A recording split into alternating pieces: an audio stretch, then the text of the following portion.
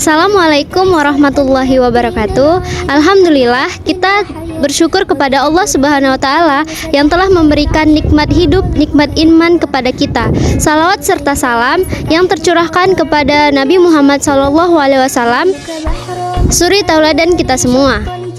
Teman-teman yang dirahmati Allah, hari ini kita akan membahas topik penting, yaitu tentang zalim dan menyakiti orang lain. Mungkin dari sebagian kita berpikir, aku nggak pernah mukul orang kok, aku nggak pernah ngambil barang orang, jadi aku nggak zolim.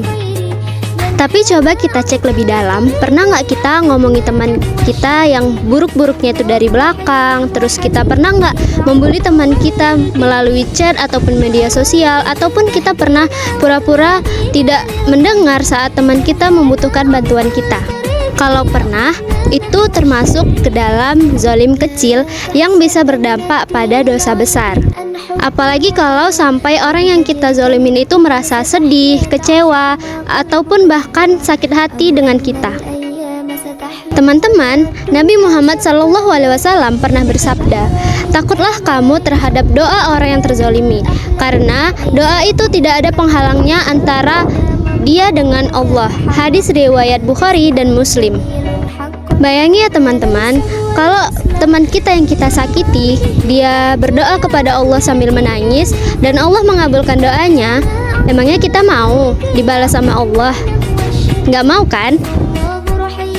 Zalim itu bukan hanya bicara soal fisik, tapi ucapan, sikap, bahkan status dan chat yang menyinggung juga termasuk zalim. Dan bahayanya, kita bahkan sering tidak sadar kita menyakiti hati orang lain.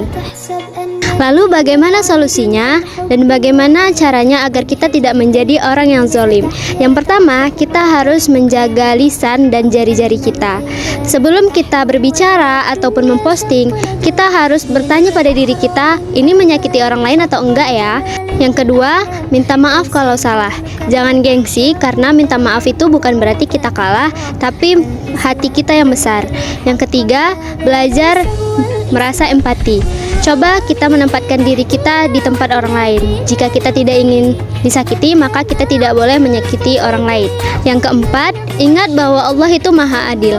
Jika kita zalim kepada orang, maka Allah akan membalasnya. Teman-teman, mari kita menjadi remaja yang lembut, penuh kasih sayang, dan tidak menyakiti orang lain. Islam mengajarkan kita untuk menjadi pribadi yang lebih baik, baik itu dengan Allah maupun dengan sesama manusia. Jangan sampai ibadah kita bagus, tetapi hancur saat di akhirat gara-gara kita menyakiti hati orang lain. Semoga kita dijauhkan dari sifat zalim dan menjadi pribadi yang lebih baik dan disayang oleh Allah dan juga disayang oleh manusia. Amin ya Rabbal Alamin. Wassalamualaikum warahmatullahi wabarakatuh.